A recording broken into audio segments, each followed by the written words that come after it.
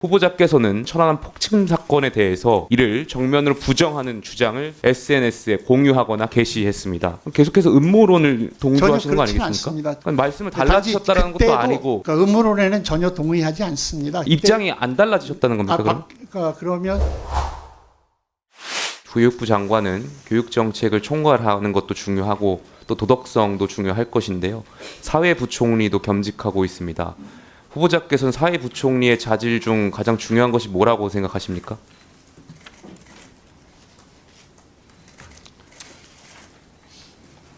사회부총리라고 하면 그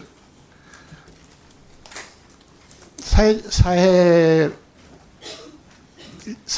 문제에 대해서 책임을 함께 지고 있는 각 부처와 소통하고 의견을 모아서 정책을 세우고 실행하는 일이 아닐까 싶습니다. 국민을 통합하고 조정하는 역할이 굉장히 중요한 것이라는 말씀으로 이해도 되겠죠? 네.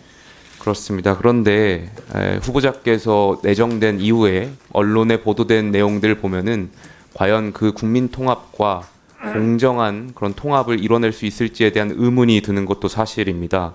특히 무엇보다 우려되는 것은 정치적 편향성입니다. 헌법 31조 4항에 따르면 교육에서만큼은 저희가 정치적 중립성을 명확히 규정하고 있습니다. 그러나 후보자께서 걸어오신 길을 보면 극단적 편향성을 여과 없이 표출하셨고 또 특히 음모론에 동조하는 그러한 행태들을 보여주셨습니다. 가장 첫 번째 대표적인 사례가 북한의 천안함 폭침을 부정하는 음모론 전파에 앞장서신 겁니다. 후보자께서는 정부와 국제사회가 북한의 어뢰 공격으로 결론 내린 천안함 폭침 사건에 대해서 이를 정면으로 부정하는 주장을 SNS에 공유하거나 게시했습니다. PPT 화면을 봐주시겠습니까? 이스라엘 잠수함 충돌설을 주장해온 신상철 씨 관련 글을 공유하고 대표적인 천안함 음모론 영화인 천안함 프로젝트를 홍보하고 해당 영화 감독하고도 별도의 만남이 있었습니다.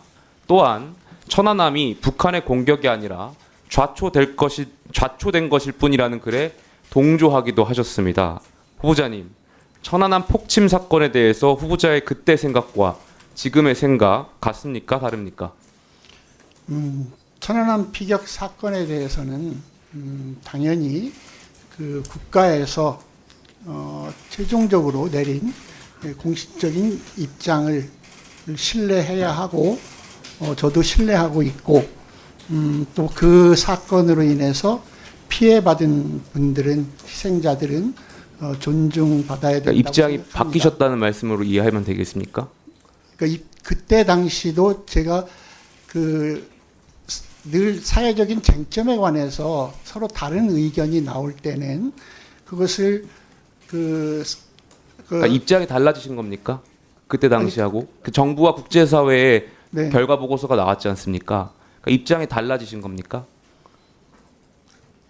그때 당시에도 제가 그 천안함 문제에 대해서 그 정부의 발표를 무시하는 입장이라기보다는 어떤 사실에 대해서 어떤 전문가라고 하시는 정부와 누군가가 국제사회가 조사한 내용을 네. 신뢰하지 못한다는 말씀이신 겁니까? 그러면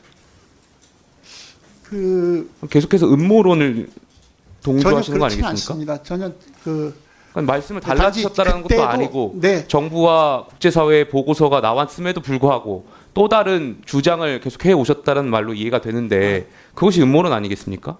그러니까 음모론에는 전혀 동의하지 않습니다. 입장이 안 달라지셨다는 겁니까?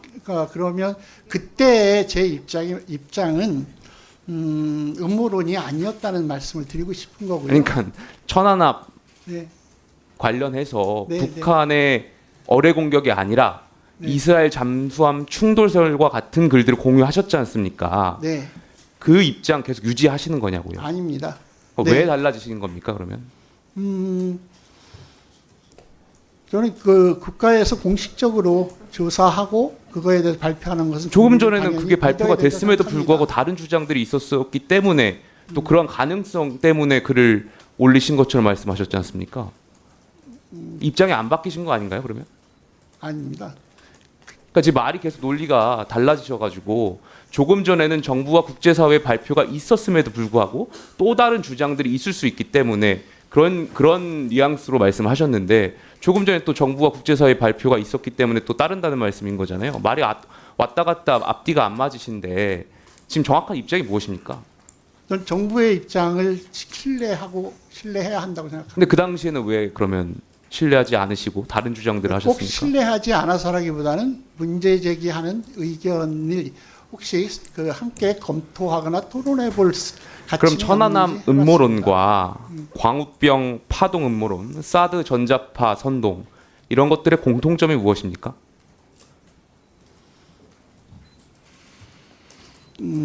제가 깊이 알고 있진 못합니다만 제가 전문성이 없기 때문에 전문성이 말씀드리는 게 아니라 네. 이런 음모론에 대한 공통점이 무엇인가 여쭤보는 겁니다.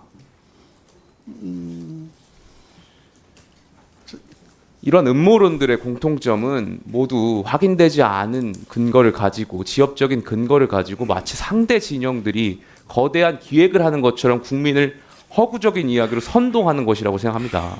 후보자께서는 당시에 천안함 음모론을 가지고 국민을 선동하신 거라고 생각합니다. 동의하십니까? 그렇진 않았는데 선동하거나 하진 않았습니다. 그게 선동이라고 생각되고요. 천안함 음모론, 당시에 국제사회와 정부가 북한의 공격이었다라는 것을 발표한 보고서가 있음에도 불구하고 이 보고서를 신뢰하지 못하고 다른 주장을 한 것 자체가 저는 음모론에 선동하신 거라고 생각이 들고요. 지금 그 천안함 음모론과 관련해서 해당 46분의 용사들 그리고 한주호 준이 그리고 유가족분들 생존 장병들께 사과하실 생각 있으십니까?